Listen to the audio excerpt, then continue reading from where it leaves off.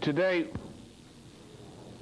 the question of a worldwide financial crash, something far more severe than 1929, 1931, is no longer a matter of forecasting. The crash is already here. You see it occurring in Southeast Asia, where the Asian tigers are now dead pussycats. It's a dead cat bounce among the Asian tigers. You see this in every currency in the world is threatened. And that will become somewhat clearer before the end of today's session to those of you who don't know that. There is no significant government in the world which does not know that this system is about to go bump in the night. The nature of the crisis, however, goes much deeper than a mere financial crash. It goes much deeper than the fact that every currency in the world is now threatened. That is, the currency issued by central banks and governments in every part of the world is now up in question. It may become virtually non-negotiable within a period as early as months in some cases, or maybe all cases. We are now on the verge of another major bump, which will occur between the months of August and October of this year. This will be one that will tend to clean out the suckers who are investing in the stock market or in the mutual funds market, those who are not smart enough to pull their money out first, those who are hoggish enough to stay in to make that little extra margin of profit, who are going to lose everything they have as a result of trying to gamble on getting, you know, the fellow who makes that one last bet at the table and loses everything. That's an American trait, isn't it? On which organized crime has made a living for years. All right, so it's much worse than this. What we're doing is we're coming to the end of civilization as we know it on a planetary basis. That doesn't mean that the end of civilization will necessarily occur. But if we continue with the present policies which governments still adopt today, which most people who believe their newspapers believe in, which is taught in economics courses in universities almost universally. If these policies, which are now the generally accepted mainstream thinking about politics and economics, continue over the coming months, then the inevitable result is that on a planetary basis, civilization as we know it will vanish from this planet for perhaps 2 or more generations to come. And the human population will fall over 2 generations to perhaps as low or lower than the several hundred million level of population which dominated this planet between the period of the early Roman Empire through the 14th century of Europe. So we're not talking about how to bet on the stock market. We're not talking about where to park your money while the storms blow over the financial system. We're talking about saving the very existence of this civilization, planetary-wide as it presently exists. The only comparable, relatively recent experience in the history of European civilization takes us back to the 14th century in Europe, where a collapse of the entire banking system, which is called the Lombard banking system at that time, a collapse caused by a debt crisis, was associated with a 30% collapse in the population of Europe at that time. And over the period from the middle of the 13th century to approximately the middle of the 14th century, the population of Europe collapsed by half. Half the towns and villages of Europe vanished from the political map in the 100 years between the middle of the 13th century and the middle of the 14th century. People went mad, as they are going today. People everywhere are becoming a little bit crazier day by day. Lunacy is now a mainstream opinion. We'll get in a bit into that. But that is the kind of problem we face. And therefore, no ordinary economist, no ordinary politician has any conception of what to do. The smartest politicians on the planet are the ones who say, we don't know what to do. So don't believe the newspapers, especially the U.S. press, don't believe the television. Put our Federal Reserve Chairman Greenspan on the sports page where he belongs. The team which has lost every pennant in the past 10 years is now predicting a victory for 1998. That's your Federal Reserve Chairman. The sports page of the Washington Post this morning was moved up to the front page. Headline, Galen Greenspan. All right, now, to understand the economics of this process of collapse, I'll refer again to a representation which I constructed in 1995 as a pedagogical device for introducing to people what is happening to cause the collapse of the world economy today. It's called the triple curve, and I think we can show it now. Right. The top curve, financial aggregates, refers to things like derivatives, stocks, property titles, things of that sort, including real estate titles. Remember, real estate titles, the value of real estate titles are fictitious. Someone says, I have a $250,000 home which is leaning against some similar homes out in a place in Northern Virginia. And I hope the wind doesn't blow because we'll all go down. But it's worth $250,000, and I owe about $450,000 on it before I pay it off, according to the present terms of payment. Well, you say, therefore I have solid value of $450,000, of which I technically might at some time claim $250,000 value. That thing can be worth $50,000 or less in a turn of the market. So that is a financial aggregate, part of the financial aggregates. It is not real. It exists in the mind. And as long as two lunatics agree, that's the price.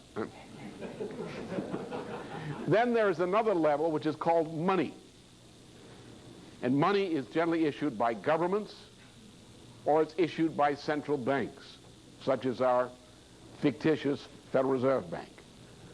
Money is used to back up financial aggregates. That is, the value of financial aggregates, stocks, mutual funds, and so forth, all depends upon the rate at which money is flowing through these markets, marginally.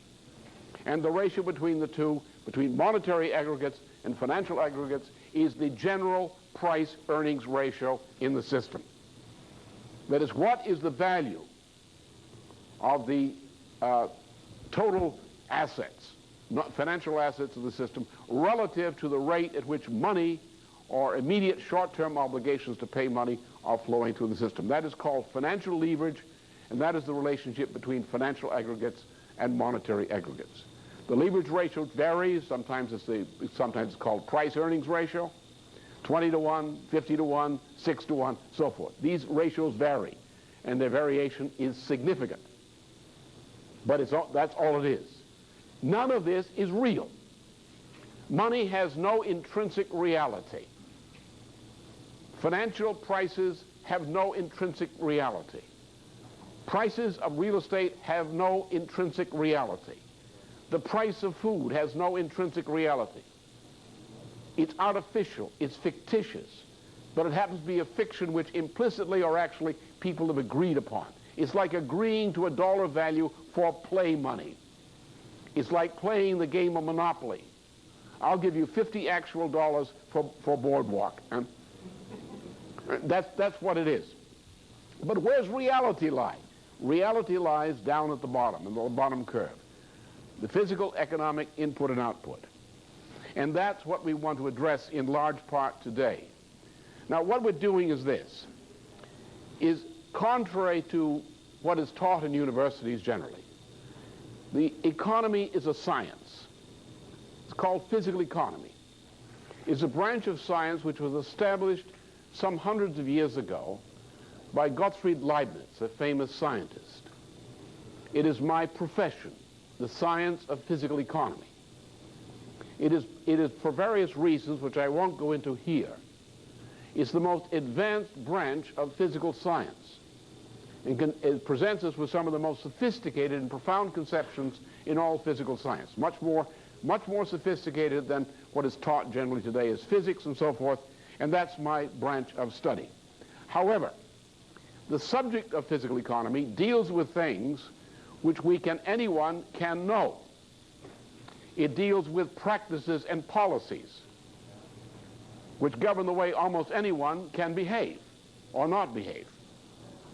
And therefore we can explain to people who do not understand economics as a science, we can explain what's going on only by referring to practical things which people can understand, and then indicate what the relations are among these practical things and how we prove what is right and wrong in terms of these kinds of practical considerations, which is what I shall do today. Now, first of all, the question is, what is the nature of man? What is the nature of economy?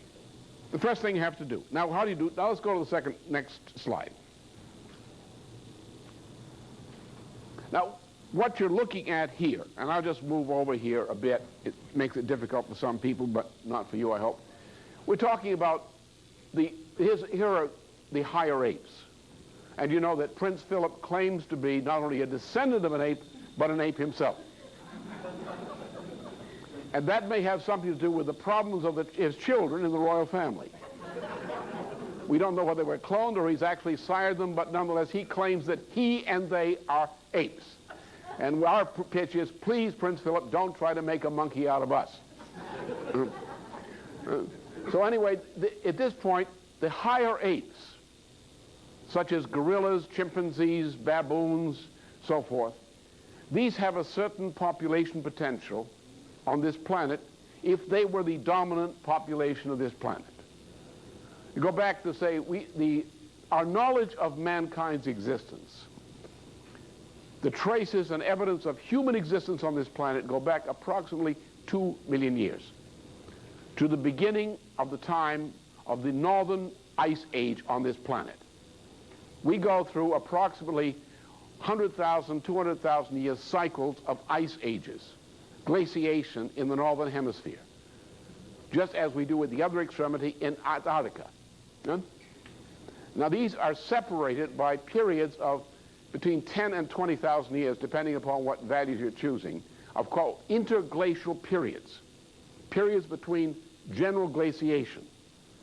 The difference is that when the glacier is at its highest, the oceans of the planet are generally 200 to 400 feet lower in level than they are today. And once you get into an interglacial period, the middle of it, which we hit about 1000 AD, we're now in a cooling period. We're now approaching a new ice age, 7, 8, 10,000 years from now, but nonetheless we're approaching it. So that man's existence is associated with these ice ages. And what we know about early man is based on what we know largely from interglacial periods. Because when man was living in the glacial periods, men were living generally at a time that the seas and oceans were at a lower level than they are today. Therefore, the coastal areas on which man lived during the glacial periods are now 200, 400 feet underwater sites. But we know a good deal about man, and we know that through this correlation of evidence about human and hominid existence dating back to the period of the ice ages, which is 2 million years old. And we're going back to a new glaciation unless we do something about it. We know a good deal about human beings and their existence. For example, from a site which dates from one of these interglacial periods in Germany, in the Harz Mountain region, which is not far from Göttingen, the University of Göttingen in Germany, there's a site which is found in a deep mine, a metal mine, a site where human evidence of throwing spears, which are very sophisticated in design, these samples, dates from about 600,000 BC. So that man in a relatively advanced form, mentally that is, existed 600,000 years ago. So man has been around for a long time, and we distinguish man from the apes by the fact, certain facts I'll pertain to, refer to here. That there are certain differences between human behavior and ape behavior which permit us, whenever we have appropriate evidence, to distinguish between man and the ape. Except when you get to a case like Prince Philip and it becomes a little bit difficult, particularly when he claims to be an ape. All right, so the difference is this, is that under conditions, if man did not exist otherwise, and only apes existed as this type of creature on the planet, that under conditions existing during the past 2 million years on this planet, that the maximum population of a species such as a gorilla or a chimpanzee would be in the order of several million individuals. That is, the total ape, higher ape or great ape population of this planet could never have exceeded several million individuals under conditions which have existed at any time on this planet during the past 2 million years. And this becomes most interesting because man, if you look at man physiologically, as Frederick Engels, who tried to make a monkey out of himself, thought, that there's nothing about man physiologically which ranks him as significantly superior to a great ape, except relative brain size, which itself is not an indicator. Right?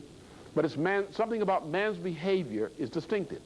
Now, not only is man a higher potential population than great apes, as this indicates. This is a summation of what ethnologists, anthropologists, archaeologists, and so forth have summed up from everything we know about the existence of man, prehistoric as well as modern man.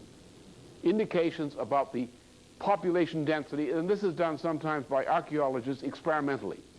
You take the tools, you take the mode of existence of a society, of a culture. Well, for example, are they agricultural or are they hunting and gathering? What kind of agriculture? Is it a crude agriculture or more sophisticated? What are their tools, more sophisticated or cruder? These are the kinds of artifacts which archaeologists can dig up from sites. And thus you can say, let's reconstruct, given the environment in which man is living at that time, how many square miles of land area would be required to sustain a population with a certain life expectancy under these conditions. And we know enough about things to be able to reconstruct that. And on that basis of this kind of evidence, you can construct an approximate census of what the human population was in various cultures at various times. And that's what this represents, up until relatively about 4,000 BC. Between 6 and 4,000 BC is the earliest cultural indications we have of human existence. We have traces where we can infer things, but in terms of literate culture, ideas as such, what kind of ideas do people have, what explicit direct evidence we have of ideas, this goes back to about 6,000 BC, or about a total of 8,000 years. That's about the best we can do. And so that's what this table represents, the transition from prehistoric records into modern records. And you see what has happened to man. Instead of a population which has a potential of 1 million or a few million individuals, a great ape population, you have, into relatively modern times, you get into the Roman period, the Greek or Roman period, in which the world population reached a level of several 100 million persons. And that was consistent until the middle of the 15th century, when a great change occurred. Now let's go to that next great change, the next chart. Now we've summed things up here. We look at things from the standpoint of Europe now.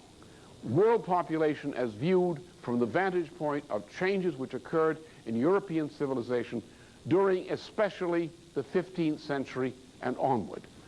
And here you have what you saw in the earlier chart, the relative view of human population And up till the Greco-Roman period, very low, tens of millions of persons population potential for mankind was the maximum reached during the entire period prior to the Hellenic or classical Greek period on this planet, and inferably no higher.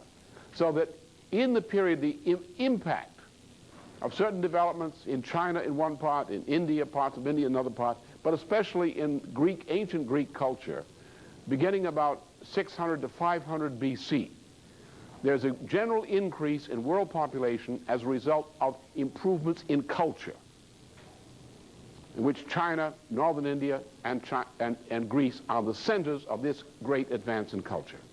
And European culture is a direct product of an interaction between Greek culture and Egyptian culture. That is, Egyptian culture was the highest level of culture existing prior to Greek culture. Greek culture was in part influenced by Egyptian culture. But, as I'll come to it, but Greek culture took one step above and beyond its sponsors in Egyptian culture. And that began with similar developments in China and similar developments in northern India during the general period, a general increase in world population, which is this business here, which led into an increase of the human population from tens of millions of persons living at one time to hundreds of millions, or several hundred million individuals living. Right? Now, what happened then in this period, especially between this part right here? What does this mean? This is approximately 1200 to 1250 AD, a high point of population. This is a collapse into the middle of the 14th century, the New Dark Age. A collapse which covered a period from 1250 AD to about 1350, 1360 AD. After which there was a general recovery, and in the middle of the 15th century, a revolution occurred, which led to this result: the increase of human population, but to beyond hundreds of millions of world population, not just European population, but world population. What was it? What was it? There's a factor in human capability which existed always, which set mankind apart from and above the beasts,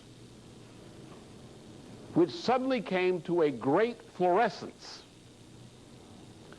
in the middle of the 15th century in Europe. And despite all the evil that was done since that time by agencies of European civilization, in general, up until the middle of the 1960s, the impact of European civilization on the world was net positive. That is, if we measure the results in terms of life expectancy and other demographic characteristics of households, if we measure in terms of increase of the number of people who could live, that is, or decrease in the amount of land area required to sustain one person at a higher level of living, the net impact of European civilization, not the British Empire or the Dutch Empire, but European civilization, was a positive impact on the entire planet until a turning point was reached in the middle of the 1960s, about 30 years ago or slightly longer. We have been for 30 years in a prolonged decline in civilization. About 1966, 67, at the time 67, U Thant, who was then Secretary General of the United Nations, issued a document as Secretary General, which is called the Second Development Decade, the United Nations Second Development Decade, which corresponded in its perspective to an encyclical issued by Pope Paul VI, called Populorum, on population. This was a proposal to bring the fruits of technological progress to the benefit of all mankind, especially to the so-called developing nations. This was not an original idea. This was the idea which President Roosevelt, Franklin Roosevelt, had during World War II, when Roosevelt had a major fight with Churchill and the British Empire over the question of justice for the so-called former colonial sector.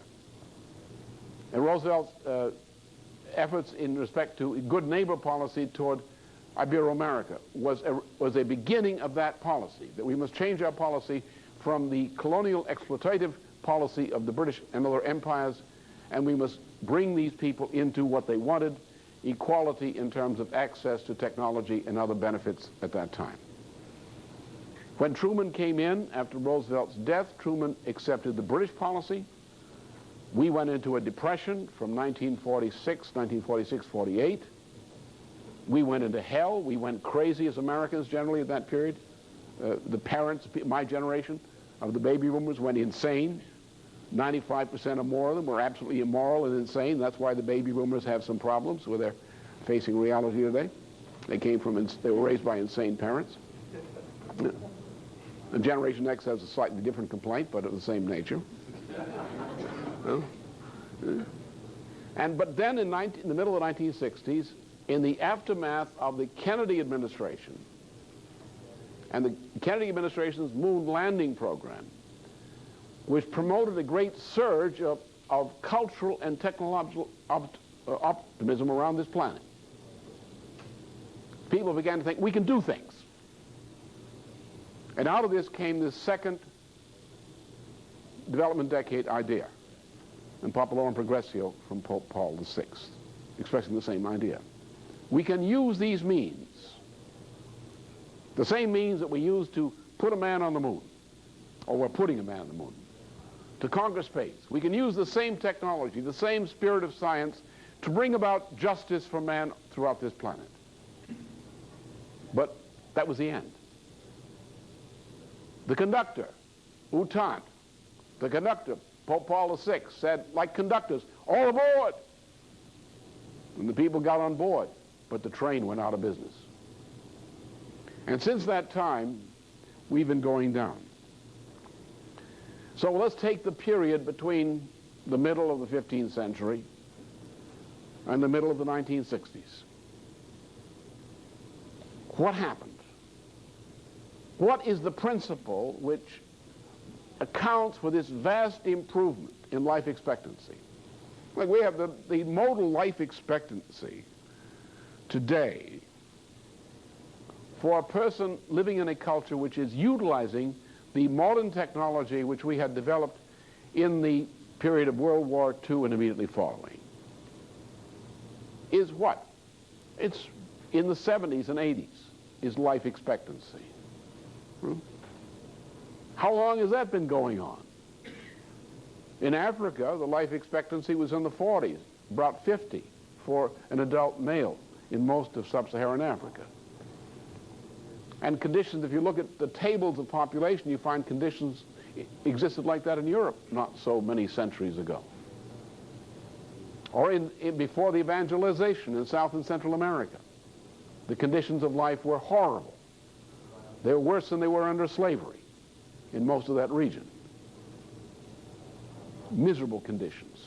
Imagine tens of thousands of victims being sacrificed to the Aztec gods in Mexico just prior to the Spanish conquest in a religious ritual.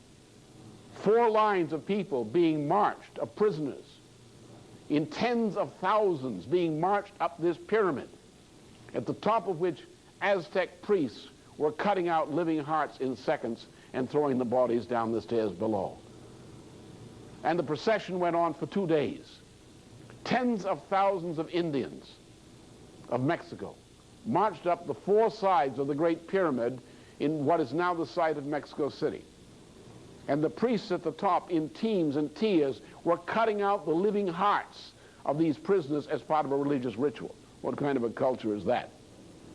That the evangelization of Mexico freed the victims of the Aztecs from. So compare our life expectancy. How long did we have generalized education of the young. Literacy was non-existent except for a small part of the population throughout human existence up until modern times in Europe.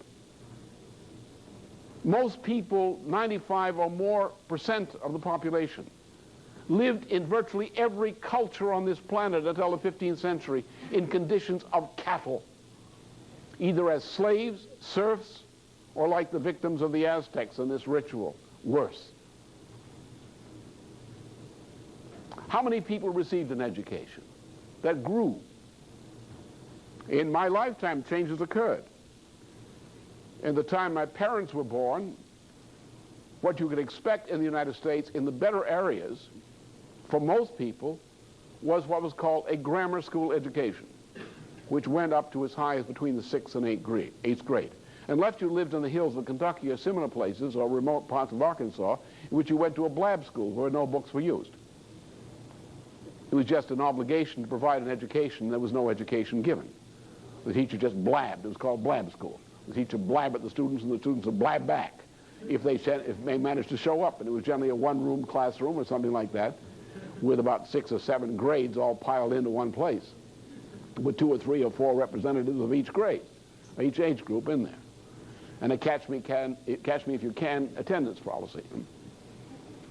Then in the middle of the last century, we introduced what was called a high school in the United States, which was introduced on the basis of the German model of the gymnasium, the Technische Hochschule. It was introduced by a scientist by the name of Alexander Dallas Bache in Philadelphia and became the model for the high school.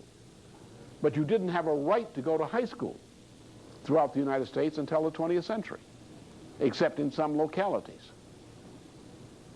It was not until the end of World War II, with the passage of the GI Bill of Rights, that the idea of a right of every qualified student to enter a university and achieve a university degree was established as a goal of practice. These were demographic changes in the characteristics of families which constituted improvements in the human condition and correlated with man's mastery of nature extending out into space.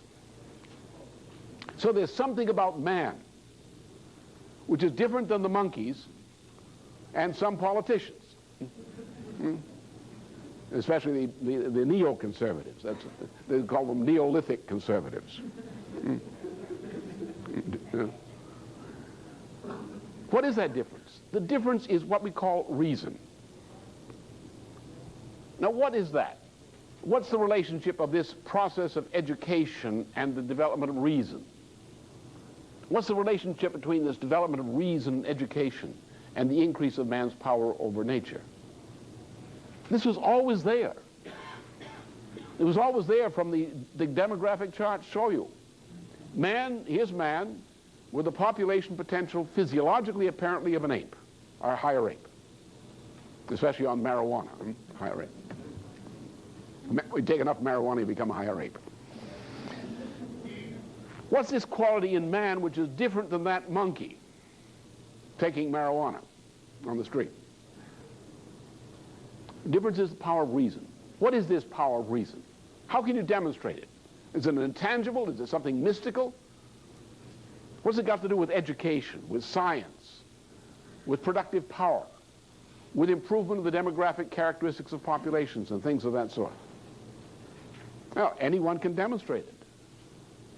See, what man has discovered through his mind, principles of nature, principles of the universe. And man has changed his behavior toward the universe on the basis of the discovery of these secrets of the universe we call principles. These principles, generally we associate this with the discovery of scientific principles, physical science. But it also involves other kinds of discoveries of principle, including the principle of the mind. If we as human beings have, unlike any animal, the ability to, through our will, increase man's power in the universe, that means that we have something within us which will cause the universe to obey us and change its behavior toward us in such forms that we can increase our population potential raise our standard of living in terms of life expectancy within the family, quality of life, and so forth. We can command the universe. Universe, improve our life through our behavior. How? Where does that power come from? It's the power of reason, the power to discover and apply principles which are so consistent with the way the universe is designed that the universe is compelled to obey us when we uncover its secrets. Now, what we're supposed to do in schools is just that. You're not supposed to go in there and learn how to behave. No. You're not supposed to learn somebody's culture. You can get that with bad socks or in a gym.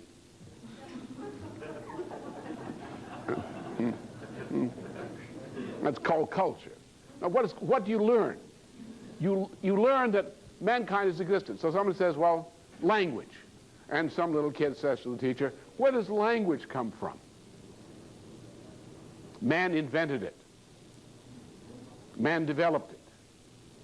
It's a cognitive discovery. It's not essentially a principle of nature. We don't think of it as a physical principle, but nonetheless it's a principle of the mind, which is part of nature, isn't it? And therefore, by uncovering the way our own minds work, we were able to develop language. Who did it? Who knows who did it? It happened so long ago. We don't happen to have the name of the inventor. We do have a lot of the names of people who improved it, who are sometimes called poets, dramatists, and so forth. Take another case, which is easier to replicate, so-called non-plastic arts. We can look and we can examine from the standpoint of principle the design of jugs, of buildings, of paintings, of sculpture. We have relics of this over many thousands of years, almost from the earliest indications of human existence or human culture. We have evidence of how people were able to represent things, which we call plastic arts, to communicate ideas by representation, such as sculpture, painting, drawings, so forth, and the design of tools. So by these processes, we have acquired, passed down from generation to generation, we have acquired certain discoveries. We call the transmission of these discoveries by two words: nurture, as family nurture, societal nurture of young people and older ones too, and education. The function of education is to allow the individual person to re-experience an original act of discovery, perhaps made by someone originally some million years ago, or several 100,000 years ago, a person whose name is lost forever in the dust, except in the simultaneity of eternity, where they exist still. And the child re-experiences an original act of discovery of that same thing that was discovered by some remote ancestor.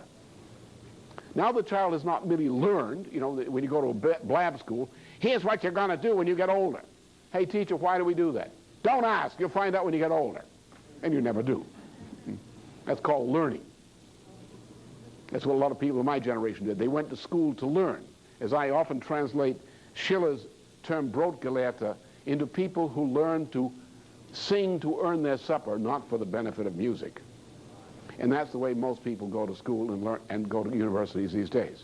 Not to contribute something to human knowledge, but simply to make a money by retailing it, whatever it is, without knowing the content. It's like a used car salesman. He doesn't know what the automobile is, but he's selling it, and he's making a living that way. And that's the way many people have knowledge. So it's ability, you find, look, you say, well, the greatest inventions of mankind, the most awesome discoveries of principle in science can be learned by a child in school. Known by a child in school. How? If the child is given the opportunity to re-experience the circumstances of the original discovery and to go through and re-experience the act of discovery of the principle. The child now knows the principle. They haven't learned it, they know it. And that child thus has accomplished two things. First of all, the child has learned, one after the other, a series of discoveries.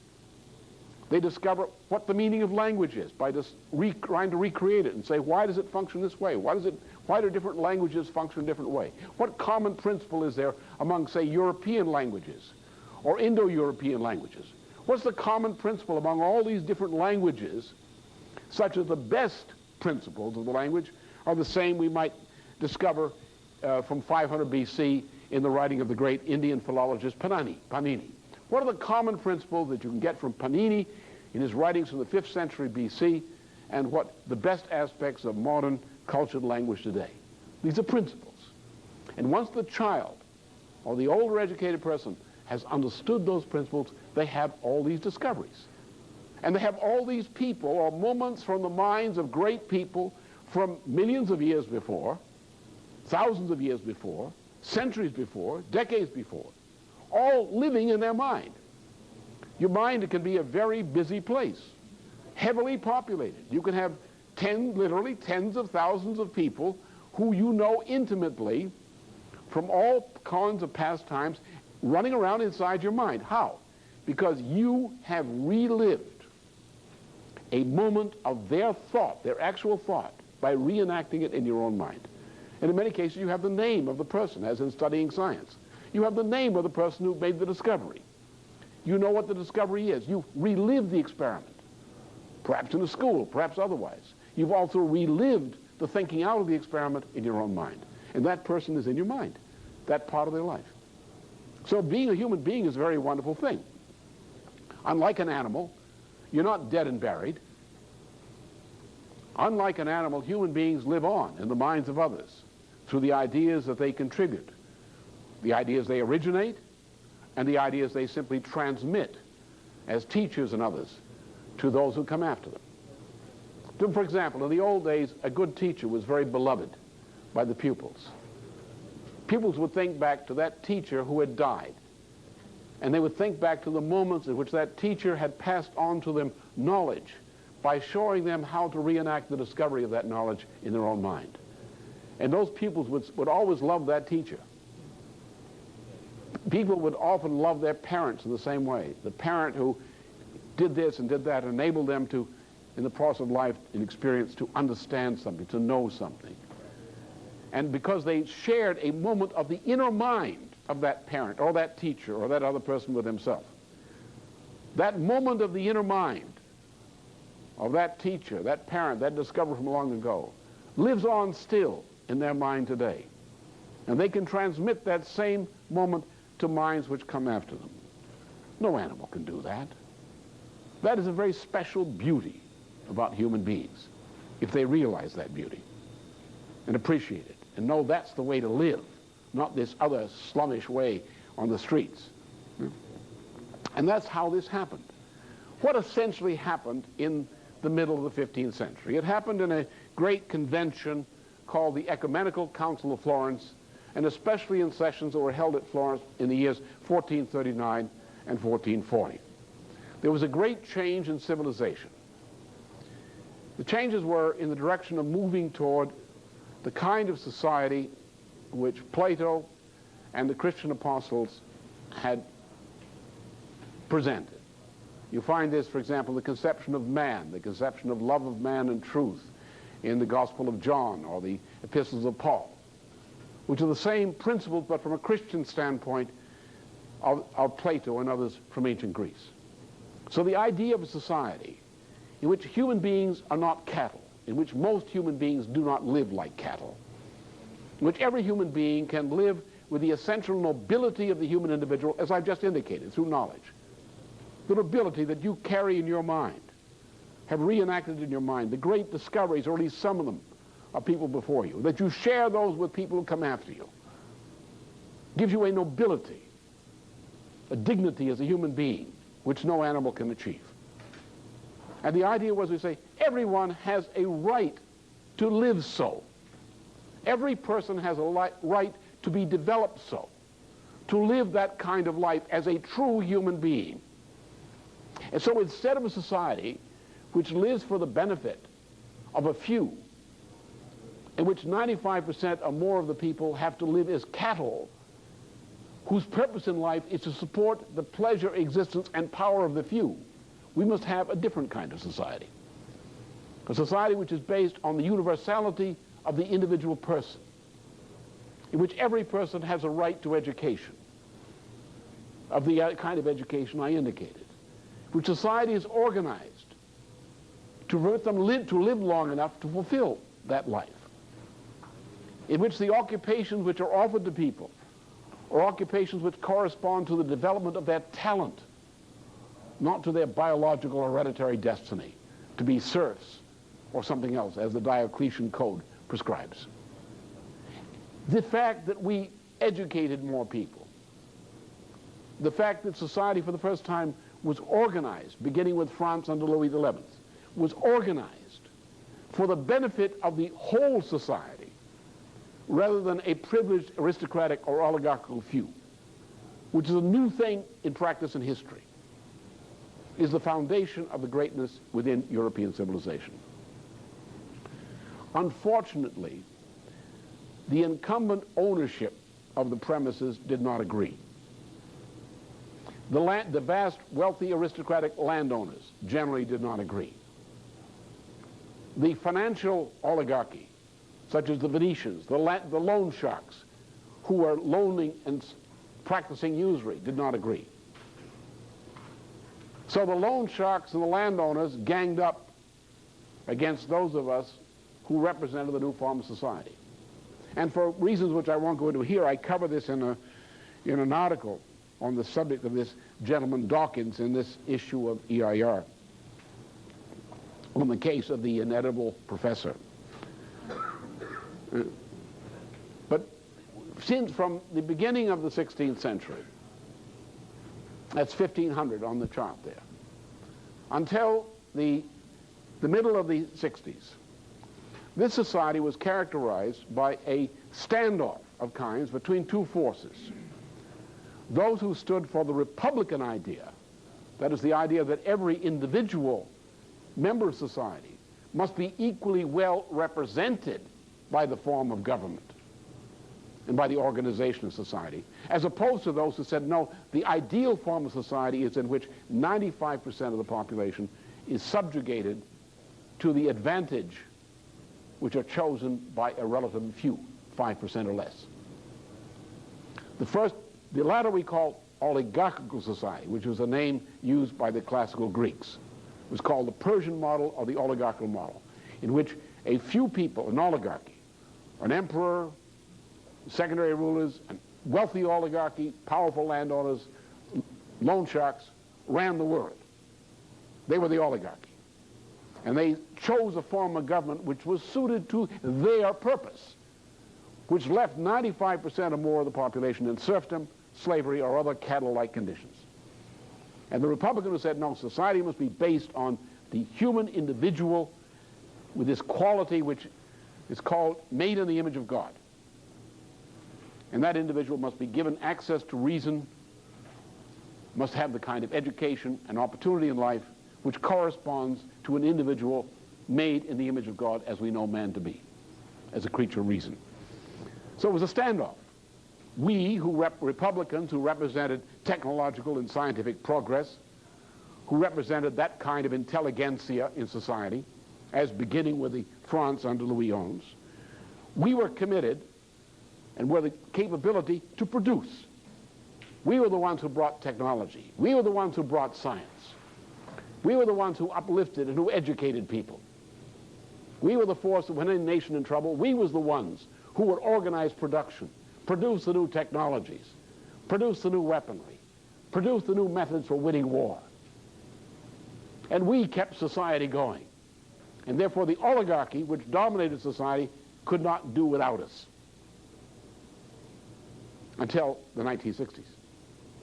Because as long as there was a danger of war, a society which is based on scientific and technological progress is always morally and otherwise superior to a society which is not. Any technologically advanced civilization can always defeat any ecologist civilization in any war. We call ecologist civilizations and cultures inferior cultures. And the object of civilization is to lift man from relatively inferior cultures to relatively superior cultures.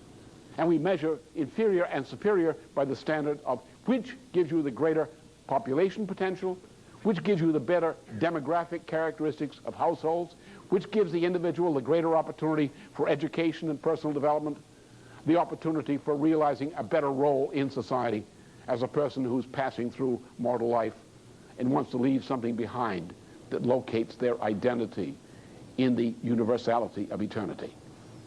That's what better is, the standard. And there was a standoff. So therefore, in the history of the United States was the greatest nation ever created.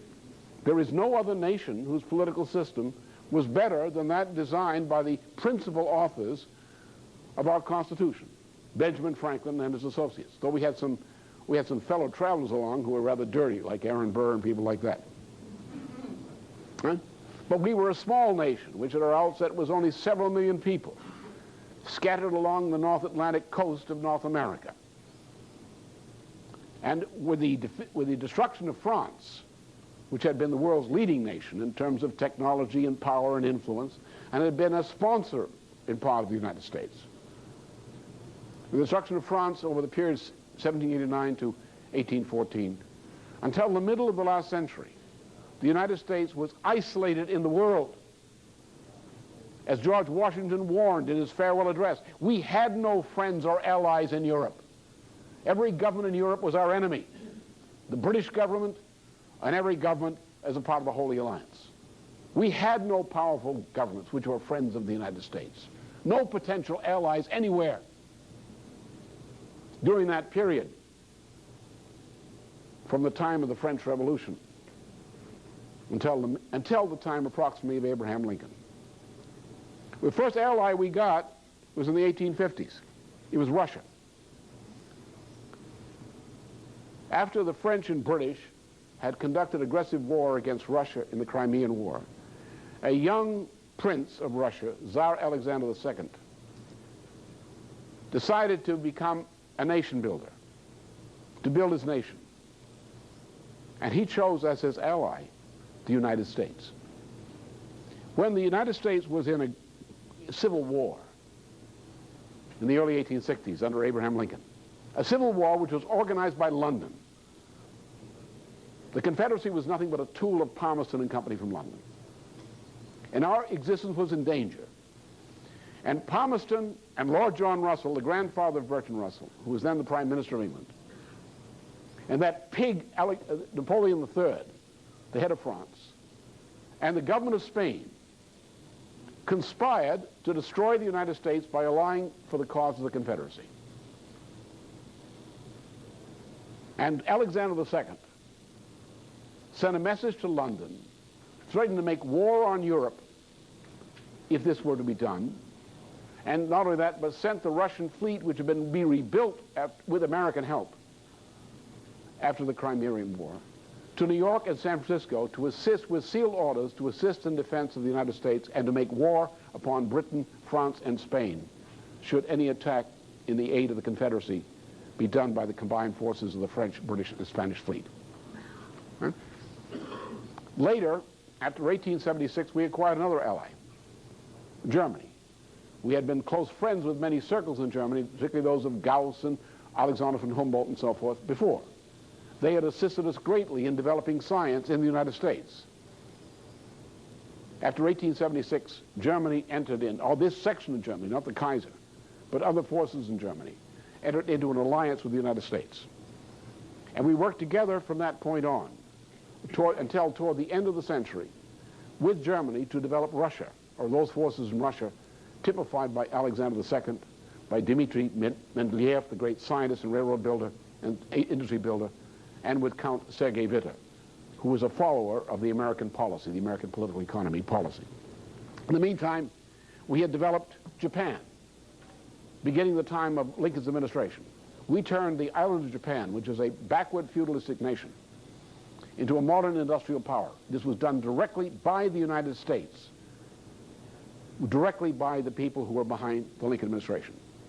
Everything Japan is today, in terms of economic and technological achievement, is a direct result of the intervention of the United States as its ally from the time of Abraham Lincoln until an emperor 1894, broke the agreement with the United States and joined with Britain to launch the first Sino-Japanese War. So we had allies. But then there was a great change, 1901. A patriotic president, William McKinley, was shot by a British agent. And that brought to power a true spawn of the Confederacy, Teddy Roosevelt, a total Anglophile, who put the country, in effect, under the control of the British crowd, the Wall Street crowd, and the pro-Confederacy crowd.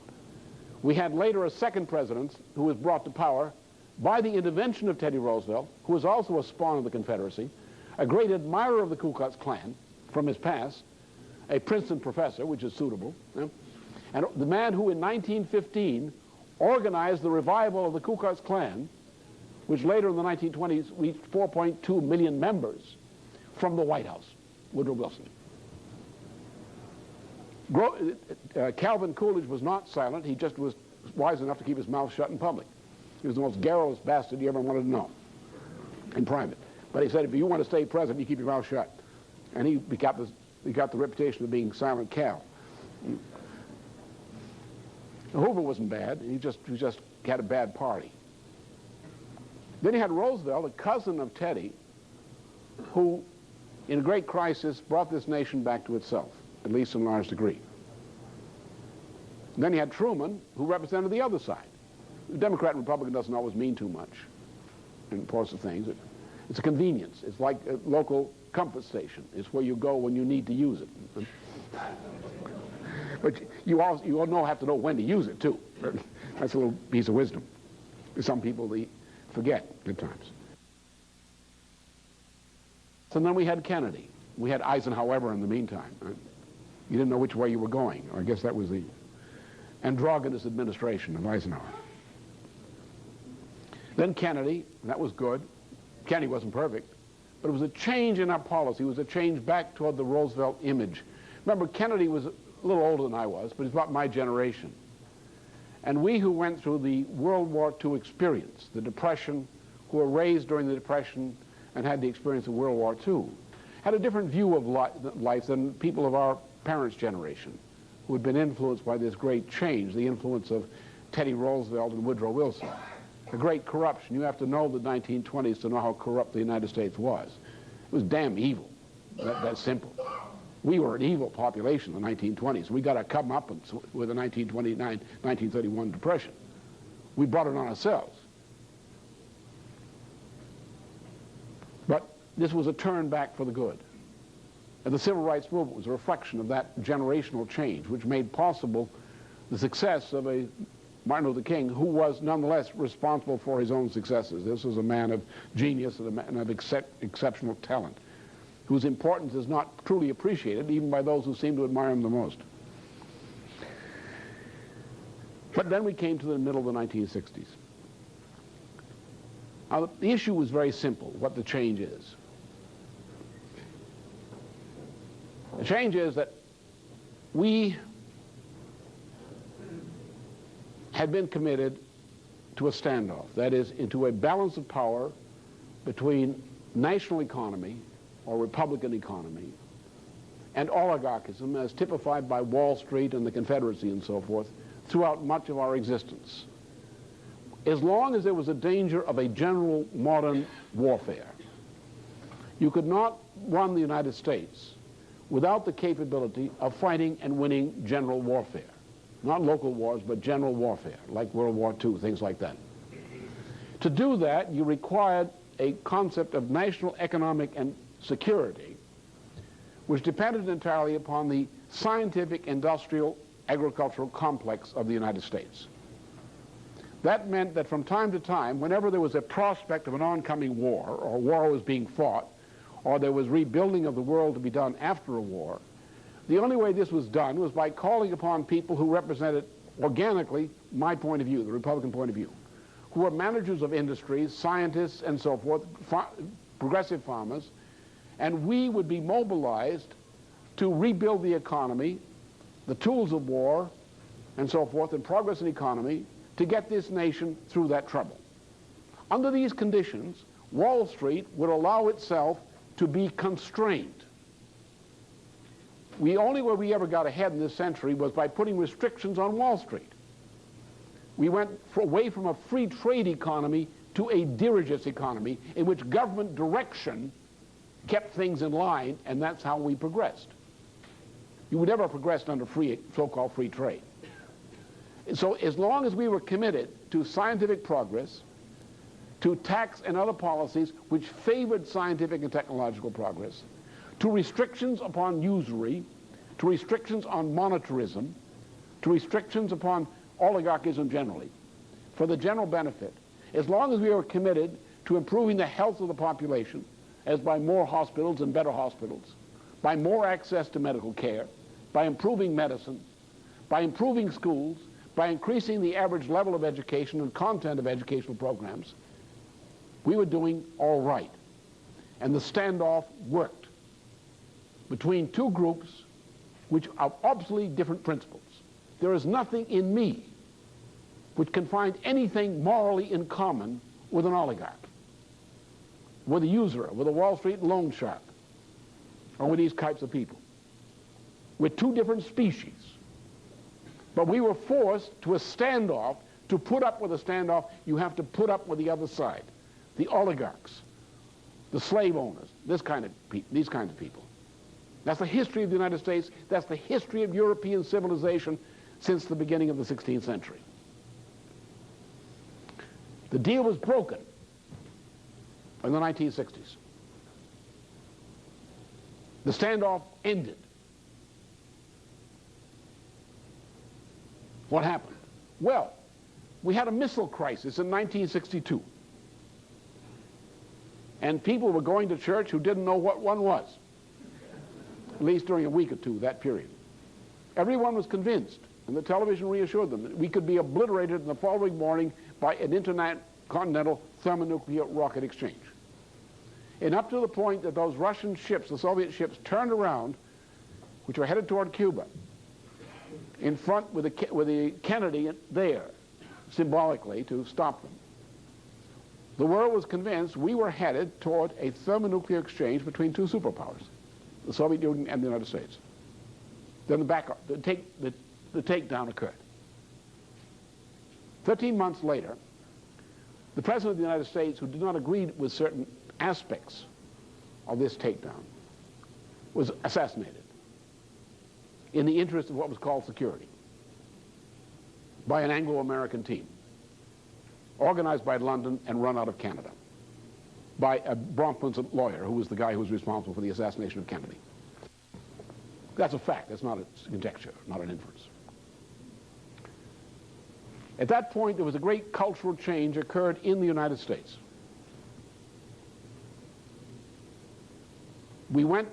Everyone was convinced that now the danger of war or general warfare was over. We could have local wars, we could have surrogate wars, we could have other kinds of wars, all kinds of troubles, but the idea of a general war, winner take all, between two superpowers or any similar kind of war on this planet was eliminated as a possibility. Because they were convinced that the terror of the missile crisis and the elimination of the one president who didn't go along with this deal, Kennedy, ensured that the process of détente, as it was called, and the process of moving toward world government to replace the nation state was well underway.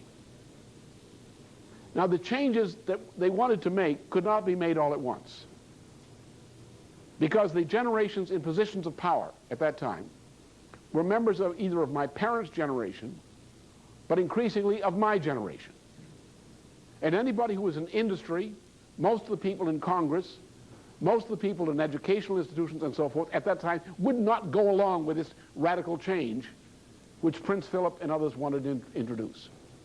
So what did they do? In Germany, in France, as in the United States, they targeted the population of students then in the university populations in universities. This occurred also, as we have a man here will tell you, also in Italy. The generation of the youth, but targeting specifically the university youth.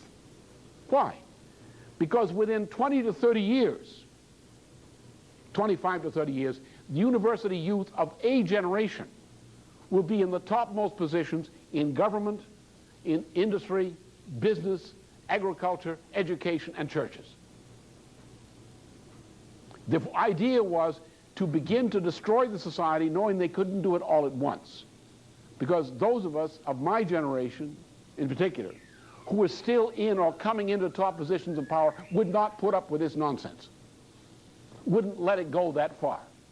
So they had to prepare a long march through the institutions, as it was called in Germany and here, to take and brainwash youth on campus into a new idea called the New Age, the rock, drug, sex counterculture. Get a new head, smoke one.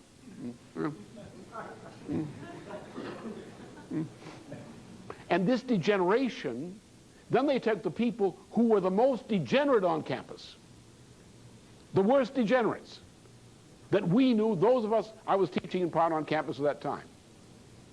Those of us who were on the campus like Columbia and elsewhere at that time, or similarly in Germany, would see that today the very worst specimens of brainwashed degenerates from that campus generation are now in topmost positions of power in government, in universities, and similar institutions throughout the world, and business, and Wall Street especially. So now the time has come.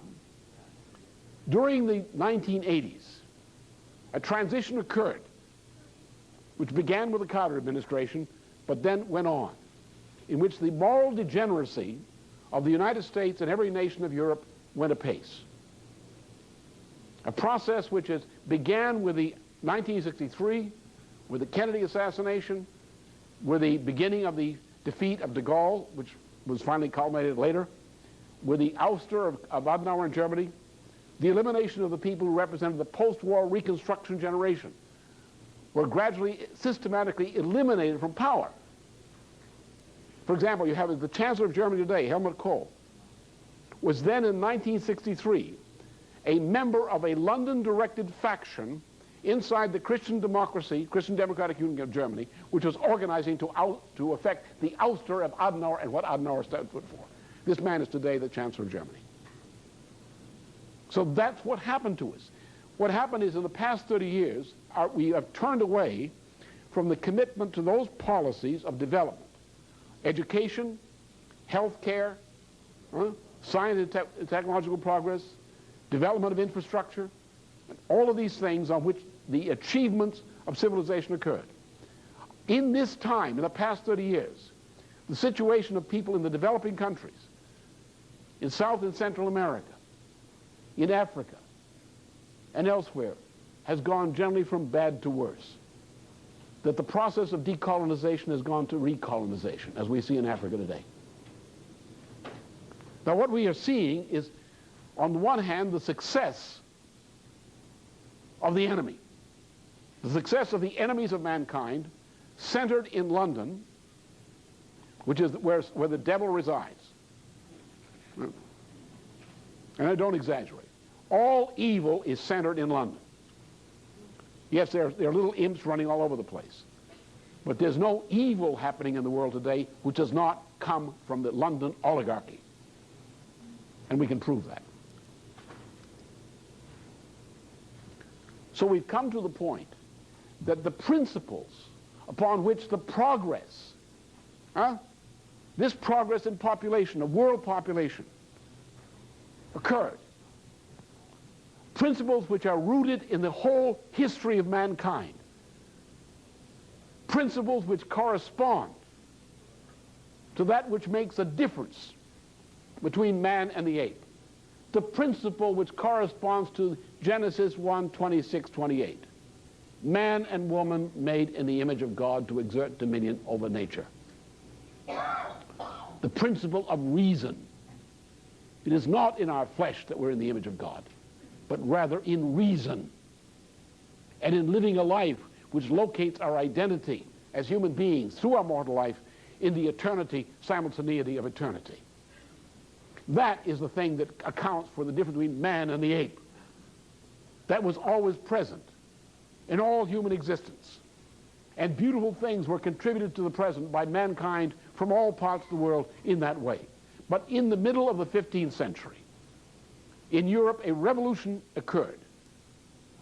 the creation of national economy, based on the assumption that every person in a society was equal in their right to access to development and to utilization of that talent in a way fit for a being made in the image of God.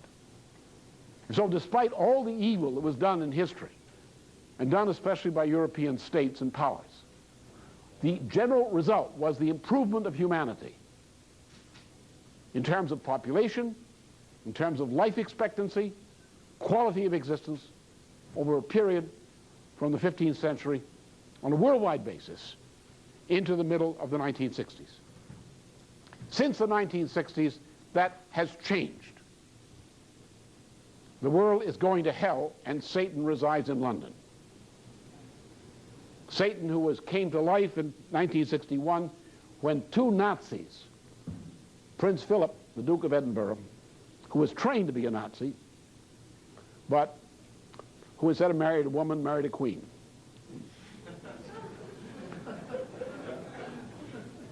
And a guy who was actually a member of the Nazi Party and of the Nazi SS, Prince Bernhard of the Netherlands, who sent a letter signed Heil Hitler to Hitler in the day he married the Princess of the Netherlands.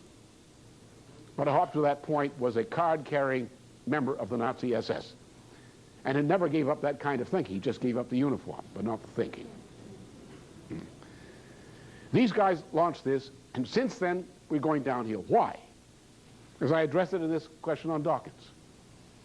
Because the principle, the underlying axiom, like the axioms of geometry, which guide the way that the society makes policy, makes theorems, responds to crises, is wrong. We have gone from good to evil. The changes it's not what we do, it's the changes we make in what we do.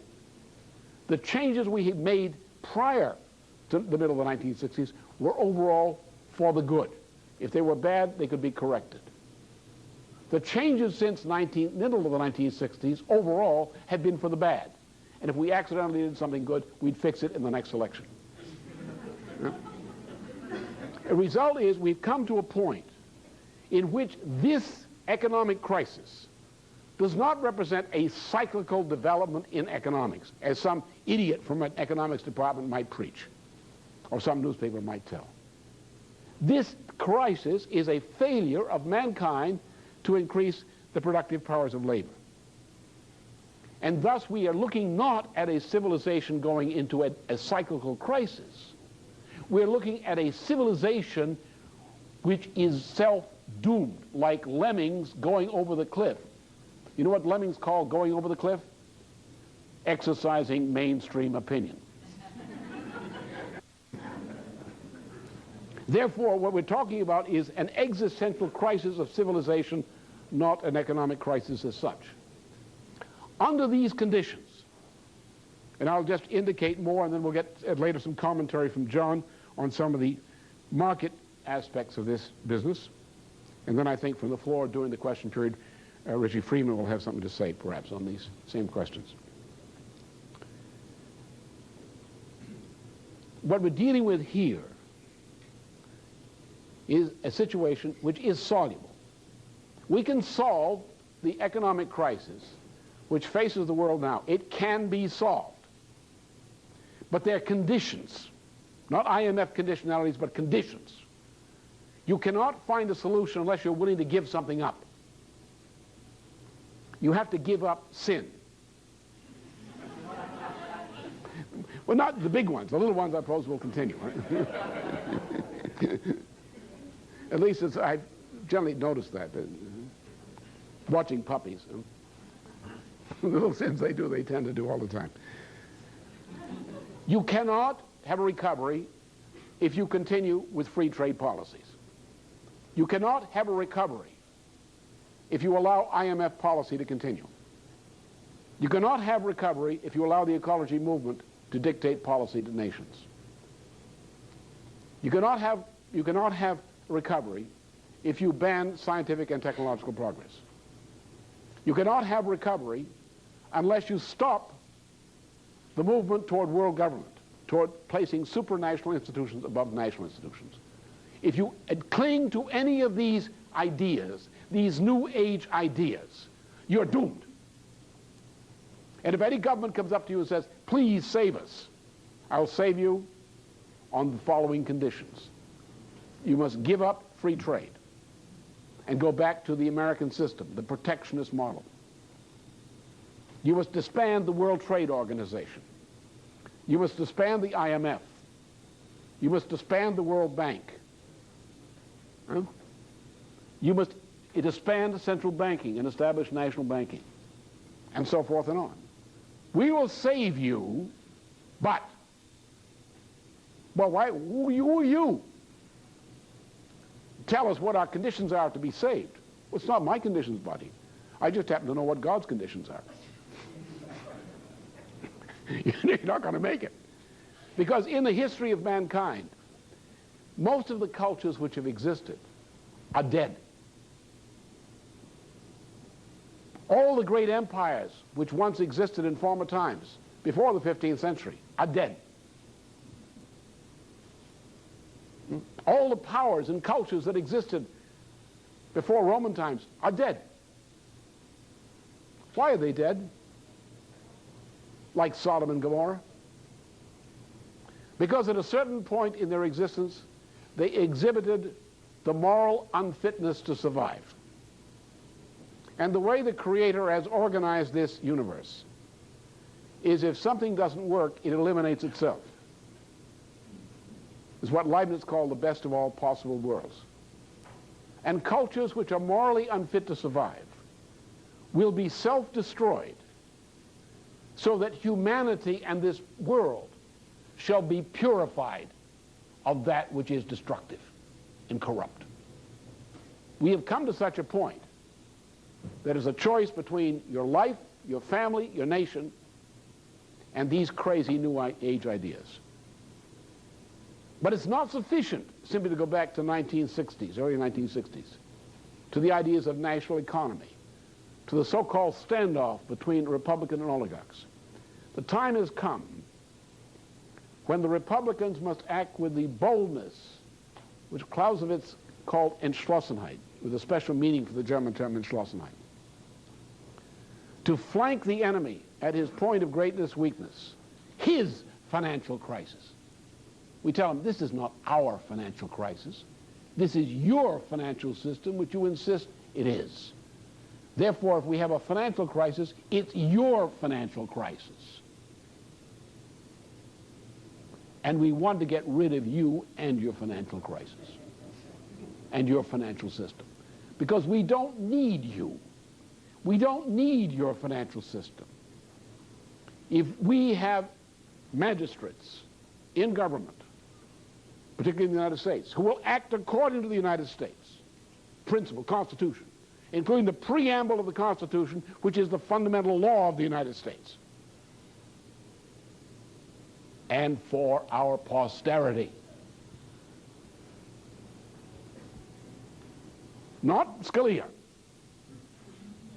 Scalia is an unconstitutional person. Got a bad constitution. And a bad disposition, too. And worse thinking. He's like the guy who's saying, should we kill him? Hey, crowd, should we kill him? Thumbs up or thumb down? Democracy will decide who hangs and who doesn't. Thumbs up or thumbs down? Should we let the lions eat them or not? It's called a Christian movement. The lions moving toward the Christians. So that's the choice before us.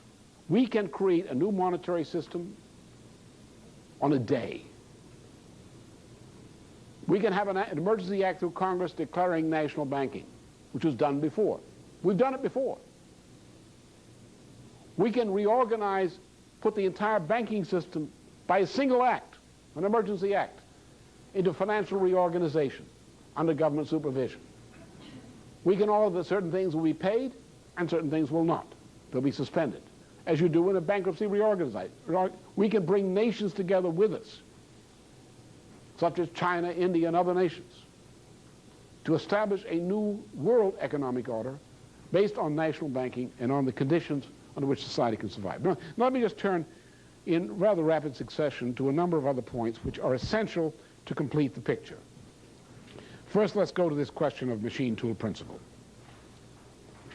Or let's look at, all right, this first, right. Now we're going to look at what determines this. So the financial aggregates, that's fiction. What your financial system is something which is fictitious. That is, you determine it by law. You determine it because you choose to design a certain kind of financial system, which you design by law. You say what is allowed, what is not allowed. What kind of instruments can be created, what can be negotiated, what cannot be traded, what's legal and what's illegal. That determines your financial system.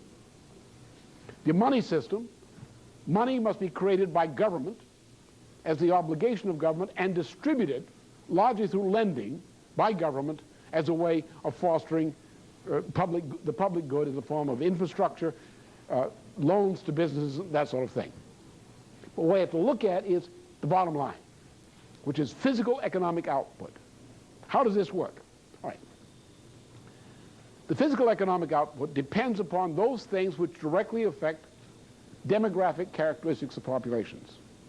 These demographic characteristics include knowledge, education. They include health care, obviously. They include science and science services, obviously. Otherwise, how do you get the ideas to increase your productivity? They include those things which you must consume as a household to sustain a family which has this quality of productivity and education and knowledge, this kind of family culture. It includes the things which industry requires, which agriculture requires, to maintain this level of productivity. It includes the kind of infrastructure which protects you against century floods of the type they had in California, precisely because the budget balances and ecologists wouldn't allow these systems to be completed. The same reason we're having killer floods in Czechoslovakia or Czechia, killer floods in Eastern Germany and Poland, Silesia, precisely because the infrastructure which could have been and should have been developed to deal with what are called century floods, that is, known capabilities, known possibilities, were not developed. That's part of your essential market basket of consumption. Infrastructure, industry, agriculture, mining, and household community requirements. So the question is, if we consume this much in terms of market baskets, can we produce more than we consume in terms of these things we require for industry, infrastructure, and households? If we can produce more, that's profit. That's real profit. Now, we don't want a financial system or an economic system that measures profit in any other way than taking the entire national economy into account, and ultimately the world economy, and saying, what is the level of consumption in terms of infrastructure, in terms of industry, agriculture, and household existence, which is necessary to maintain a certain level of productivity? And does the way this is structured result in an increase in the output of these kinds of required things over what we have to consume to perpetuate this level of productivity? That's real economy. That's physical economy. Forget money, forget financial things. Those can be determined by law, by design of systems. What you require is what principles shall govern the way we design law, financial systems, and monetary systems. So don't start with money. Don't say money works this way, money works that way. I can make money work any way you want it to work. I know how to design the laws to make money do anything you want money to do. So don't tell me money has any will of its own. Money has no will of its own. It's only a fiction. It's like an actor on stage. The playwright determines what the actor will do. The playwright of law will determine what money will do. Will determine what financial instruments will do. It determines what you can do without going to jail. That's a fairly effective way of dealing with the definition of financial instruments. I'd have a lot of people in jail, I can tell you right now. This is going. All right, so how do you get this working? Let's go to the next chart, which is this. I don't know if you can see that from where you're sitting, but anyway, just describe it. Let's assume that everything else is right. Let's assume that you have a family, it's in reasonably decent health. a family which is reasonably, decently nourished, decently housed, with adequate medical care. You've got a child going to school, or living in the family, getting family nurture kinds of education before going to school. Or that child becoming a young person going to secondary school and then going on to university. All right, let's start there. Obviously, that's the first place we look. We look at the development of man, the development of the human individual. What do we mean by development? We mean the development of cognitive power, the power of reason, the power to do things that cause the universe to say, we'll help you out. You say, universe, I want to improve the standard of living. The universe says, well, you've got to find the puzzle. You've got to answer a riddle. You've got to make a discovery. If you come back with a valid discovery, I will improve the standard of living for you. So that's man, reason. Man's relationship to the universe is reason. And the universe won't obey you unless you solve the riddle of reason. Now, what do you do in education? Education, you do two things. First of all, as I described it, you put people, students, through the experience, generally in class sizes of not more than 15 to 17 or 18 students at a time. Very important class size. Because individual instruction sometimes works, but it is not the ideal way to educate children. What you want to do is you want to educate children with a class interaction among a group of students where there are not too many students. Because if you have too many students, you can't get the degree, intensity of interaction you require. 15 to 17 students approximately is the best class size. Sometimes with younger children, it's better to have even smaller sizes. Because you want to get an interaction. Now, everything that's going to happen inside the head of the student. It's not going to happen at the blackboard. It's not going to happen in the textbook. It's going to happen inside the mind of the student. Because there's nothing on the blackboard that can think. I never saw a textbook think. Because ideas, discoveries are generated not by blackboards, not by paper, or even printed paper, especially the Washington Post. They're generated by human minds, individual human minds, which think. And our concern is to develop the thinking potential of each individual person and to realize the benefit of that increase in thinking potential in practice in society. But what you want at the same time, even though it's an individual process, you want to have the effect of the social interaction among students who are all focused upon solving a particular problem of thinking. Because this interaction will help them by asking questions back and forth. What are you thinking? Well, how do you communicate ideas which exist inside, only inside the mind of another person? How do you communicate those ideas from one person to another, from inside the mind of one person to inside the mind of another? When the person says, I know what he was thinking, because I come up with the same result myself. I know how he came up with this. Here's how I came up with it. Now, these two children now know what each other are thinking. Don't they? They know it. Not a guess, it's knowledge. The other students then get in on the act. You go over it again until the other students catch on. Until each person says, ah, now I see it. And it's like the light turning on in the child's mind. And they walk out of the class, what do they know? They walk out with some words. But are the words the idea? No, the words aren't the idea. The words are the flags, the symbols, they are the shorthand notes by which you agree to recognize that this idea, which you've all experienced, now will be referenced by these words. You say, what these words mean is this idea. Now, if you all agree on what the words mean, even though the idea exists in your head, you can now call up the idea from each other's mind by referring to those words. It's like a code. You open the door with the right words. But it has to be there. When you get a key to an empty safe, you don't find much inside it, right? The words only work if there's something in the head to work. So you want to create a situation in which these students, through reenacting a discovery, so it exists inside their mind, they know how they reenacted it.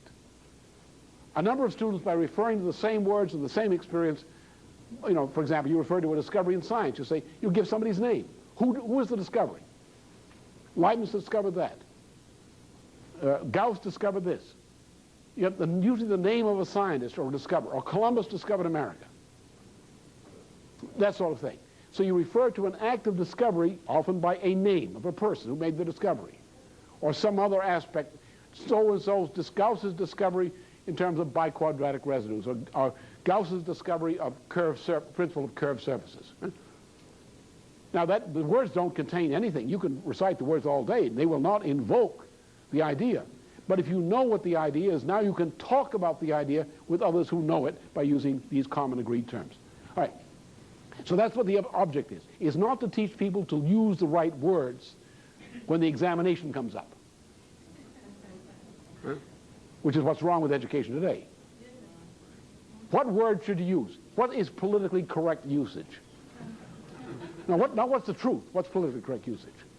All right, so that's, now there's something else going on. If you as a child are in a school in which you are learning to re-experience the great discoveries of minds of the past, you become familiar with the personality of each of the discoverers. You also become familiar with something else.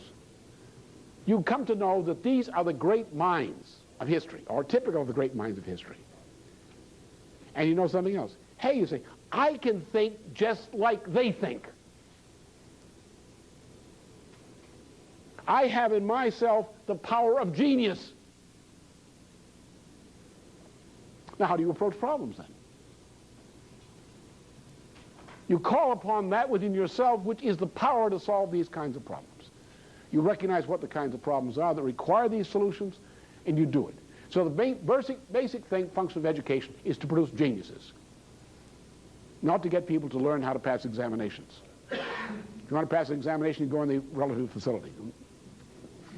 All right, so that's that. So therefore, the places which train people to develop this creative power of genius are institutions which naturally foster discovery.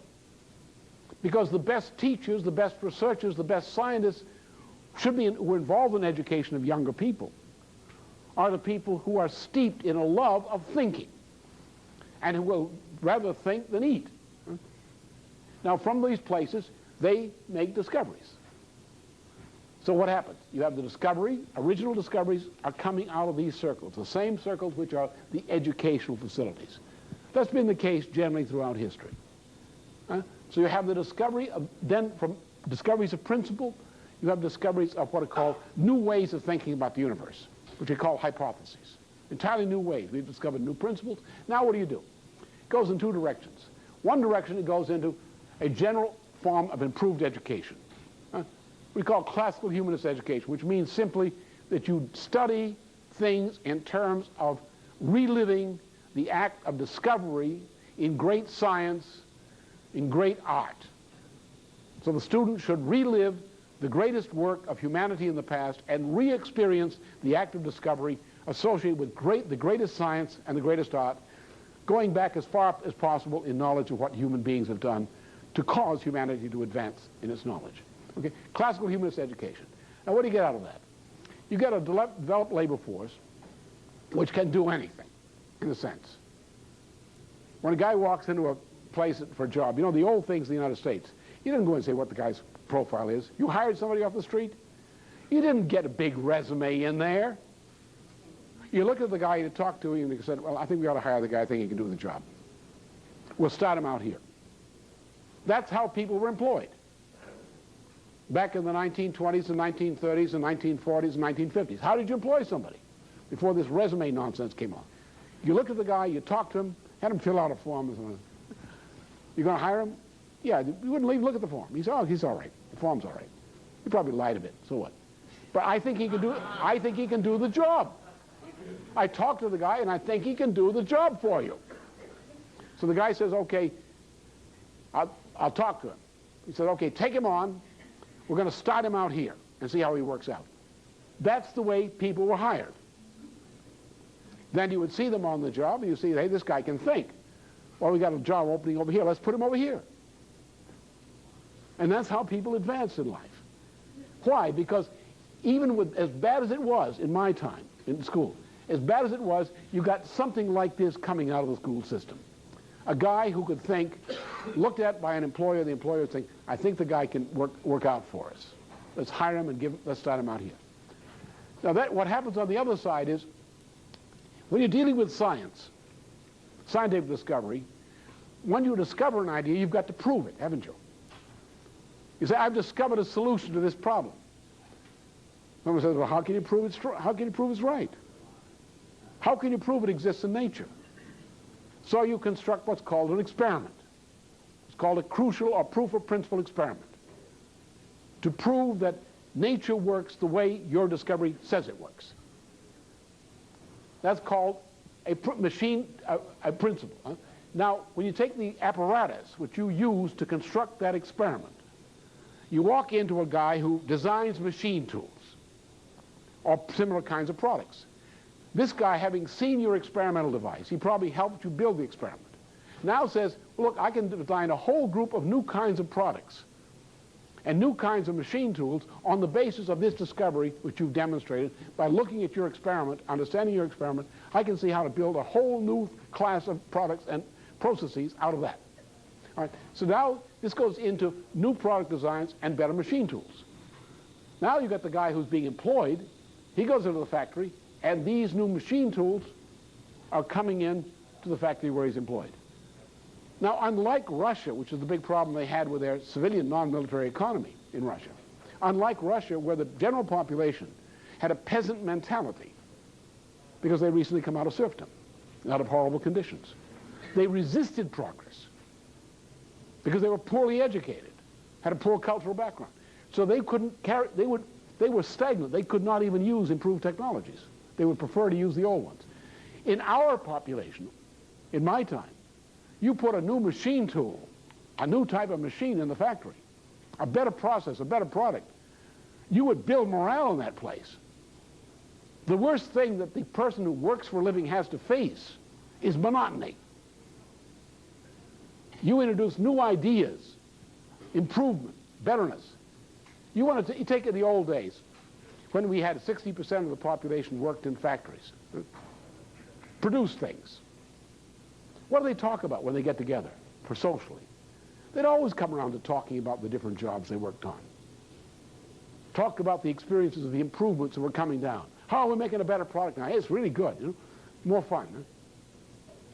And that's the way it works. You combine the development of the mind with the development of the products and processes which the mind's discovery principle has devised. And that's how you produce. That's called scientific and technological progress, which starts with education. And that's how it worked. And we stopped that. It's on that basis that mankind has progressed.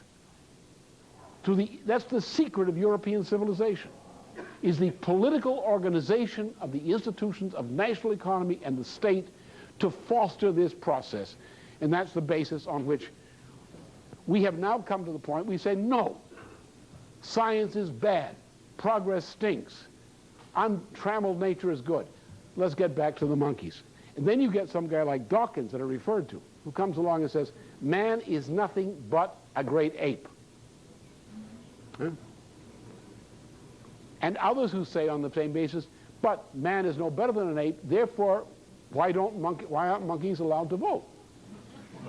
We say they do. Did you see the composition of the Congress? What they elected recently? It must have been monkeys. Huh? These neoconservatives. And you realize that what's happening is because the axioms, the assumptions about nature have changed. We now have a Hobbesian conception of man. One man beating up another.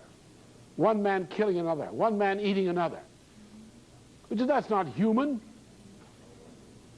Once you know that another person can think, and you can think, and you know that their thoughts, their thinking processes are something beautiful, because this is the process by which mankind exists, and what people think, the thinking process of reason in every individual is beautiful. That person's mind is beautiful. You can't go around with that attitude toward people, killing them, because there's something potentially beautiful in every human being who is born thus in the image of God. But you go back to this Hobbesian conception of each in war against all, this swinishness toward each other. and you oppose progress. You say progress is bad, pot is good. And you have a society that's gone to pot. And that's what's happened to us. Now we have finally just this other thing to say in conclusion. Next. As we've said a number of times, and I don't have to elaborate it fully here, that over a period of time, I first recognized the problem I've addressed today, now about 35 years ago, which got me into politics indirectly. I recognize that because of my experience with some of these New Age ideas, which I'd had in science and related things earlier, I recognize that when these things began to be pushed in a heavy way in the 63-64 period, I recognize that this change that was being proposed by these circles I knew, were not the most evil thing I'd ever seen in terms of effects on civilization. But the fact that these things were becoming mass-produced and becoming not kookish things in a corner someplace like science fiction, but were actually becoming influential ideas upon the new generation of young people. I saw this as the greatest possible danger to civilization. Greater than any other danger was what we call today the New Age. And I knew that over 30 years ago, this civilization could not survive unless we got rid of it. I understood the standoff, which I've described today, the standoff between the Republican against the oligarchical point of view, which dominated all European civilization and its member states. I understood what the United States represented in history.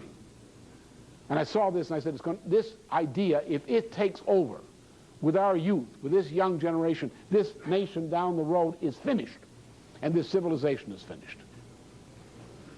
So therefore my concern has always been, during the period of the so-called Cold War and afterward, to find a way in which to bring nations into great projects which corresponded to human need, especially to justice for developing countries of Africa, South America, Asia, and so forth.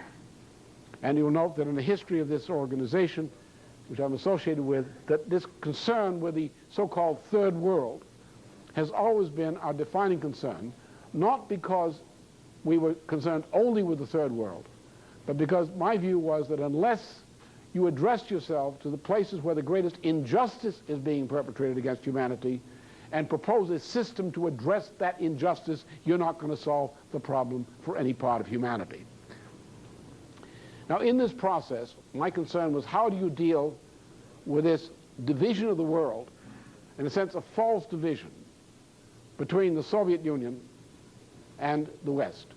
And both had evil in them. As the Pope said recently, recent period, the structures of sin. Both had this kind of standoff.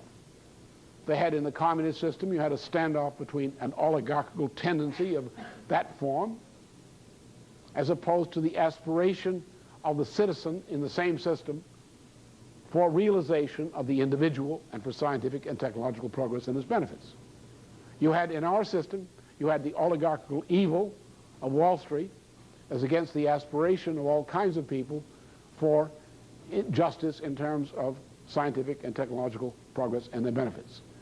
Now, my question was, how can you organize the world into some great projects which will tilt the balance so that throughout the world and among nations, the influence of the struggle for scientific and technological progress will become once again hegemonic, and we can beat these oligarchical, you forgive the expression, Patton's language, bastards. So that during the 1970s, we became engaged with the Soviet science sector in things such as inertial confinement modes of thermonuclear fusion. And in the process later, my efforts constantly were to find ways of bringing this principle of third world justice as an organizing principle of the planet into place. I knew, as I told the Soviets when I was engaged in a back channel discussion with them for the Reagan administration, back in 1982, 83. I told them that their system, if they continue with their present course, would collapse in about 5 years. And so thus, during the middle of the 1980s and thereafter, I was looking forward after the rejection of what was called the SDI, which to me meant that the Soviet system was doomed. Economic system was doomed within about 5 years. It collapsed actually in about 6 years, not 5. But thus we were concerned all through that period with what kinds of programs would be attuned to the circumstances of the collapse of the Soviet system, which I saw as inevitable within a period of about 5 years or so at that time. And thus, when the crash occurred, Helga and I and others worked to devise and carry out an elaboration of what I'd indicated in a Columbus Day address in October 12th of 1988 in Berlin on the basis of the imminent collapse of the Soviet system.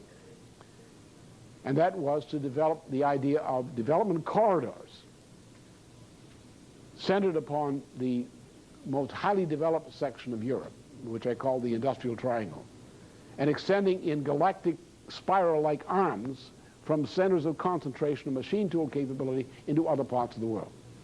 And out of this, through the work of Helga and others, it became what we call the Land Bridge Program, in which our associates of mine went to China and elsewhere to boost this program of recovery. These are not simply railroad routes, but they're corridors of development, a concept which was developed in the 19th century by people who associated with Abraham Lincoln, who were the people who had designed the transcontinental railroads of the United States. On the basis of the development of the transcontinental railroad design for development corridors from Atlantic to the Pacific in the United States, Carey and others, Lincoln Associates, proposed this in Europe. And this became the basis for the thrust of Europe for Eurasian railway corridor development in Europe in the late 19th century and the early 20th century. A development which the British stopped by organizing World War I to prevent this from being realized. So we revived that in a modern form. Today, with the United States and other countries collapsing, what we require is a task orientation akin to a space program, but bigger, not excluding a space program, which will be a basis for a mobilization of the scientific and economic potential of bankrupt countries to get them back into business. Like the example of what happened with Roosevelt is a case in point. Those of us who are old enough remember in 1939, 1940, and Roosevelt started the mobilization, which became the recovery. We did not close plants because they were deemed inefficient. We reopened them. We did not export our jobs. We imported them. We put everybody to work. We took them out of useless work and put them into useful work. We built the greatest productive machine this planet had ever seen within a period of 3 to 4 years under Roosevelt by those methods. We are going to have to do it again on a planetary basis. And this idea of bringing nations together for great infrastructural projects which will mobilize the productive potential within each of those nations to the benefit of each and all is the idea on which the future is based. This administration, and let's go to the next one, just to indicate quickly. Now, just to describe this, what do we have in this politically? You have the largest and most powerful of the nations involved in this, apart from the United States, is China. The second most powerful nation presently, in terms of numbers of people, the other great power is India. And China defines essentially 3 of the routes, not counting another route we'll return to. China defines 2 routes, one through the Middle East and one directly through the northern route through Moscow. There's a 3rd route, which is the one that goes down through Iran. Then you have a 4th route, which runs through India, runs down across into China from India, runs down through Malaysia, Singapore, into Jakarta, and then runs from there into Africa. So therefore, you have a group of nations, including Russia, especially China, India, other nations, Iran's involved, going into Europe, in partnership, presumably, we hope with the visit of Jiang Zemin here to the United States to further that process of the United States, that the United States should in effect develop a team of nations, China, India, and others, which agree to be working partners for a global recovery which has the same purpose on a global scale as the Roosevelt recovery under wartime conditions had for the United States, is to take the existing resources of various nations and provide the means by which, through cooperation, all can participate in this great development project. And this development project must be the stimulant for this process. Now the next one. And here you've got a picture of a global view of this, which is what we're working on, which includes the Bering Strait line, where you have an all-weather crossing from that part of Russia through Alaska, down through Canada, into the United States. Then you have a link, development into Africa, which we're working on now, is to bring more nations together on African development, because the only way you can develop Africa is through the use of railway corridors of development as logistical basis, together with power and water management projects as the way for launching a general development of the continent of Africa. And that can occur best as an extension of this Eurasian land bridge effort, because the nations which would be needed to cooperate with Africa in order to bring African development about would therefore have that efficient, low-cost link into Africa through the building up of an African railway system. Next. I think that's the last one. Yeah, good. So that's what has to be done. This President of the United States has got to find the nerve to accept the conditions which I can explain to him as God's intention. So you can't argue with me, because I'm speaking for God on this one. You can do that, you know, if you have the power of reason. You know what's right, and if it's right, that's what God intends, right? Therefore, I make it clear to him. No more free trade. No more globalization. No more World Trade Organization. No more IMF. No more World Bank. No more crazy ecologism. Don't worry about global warming. We're going into the ice cube age. Under these conditions, if we take the British on, don't try to cut a deal with them, take them on. Smash them at the point of greatest vulnerability. Link up with our potential allies, China, India, Russia, etc., etc. Bring those who agree with this principle together as a global alliance. Prepare to steam ahead, first of all being prepared to call an emergency conference, monetary conference, to set up a new world monetary system and to declare the old one in bankruptcy. Because what happens? If the United States and China and India and a few other countries meet on a weekend and say the present world monetary and financial system is bankrupt, guess what happens? That's it. It's bankrupt. It's over. The show is ended.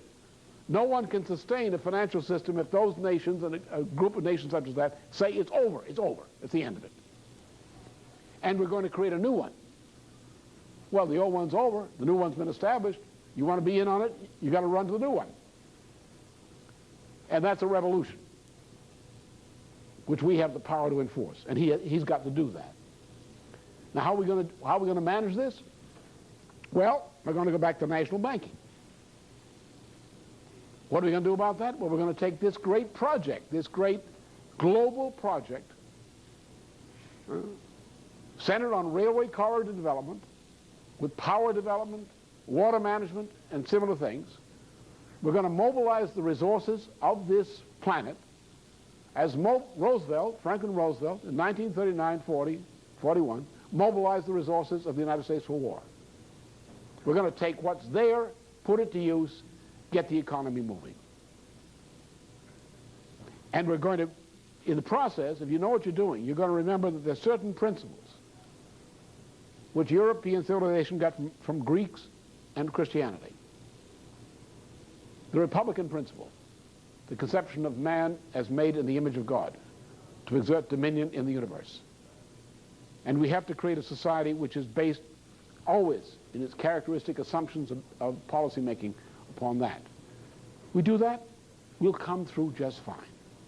If we cannot do that, Mr. President, if you can't do any of the above, then bend over and kiss your rear end goodbye.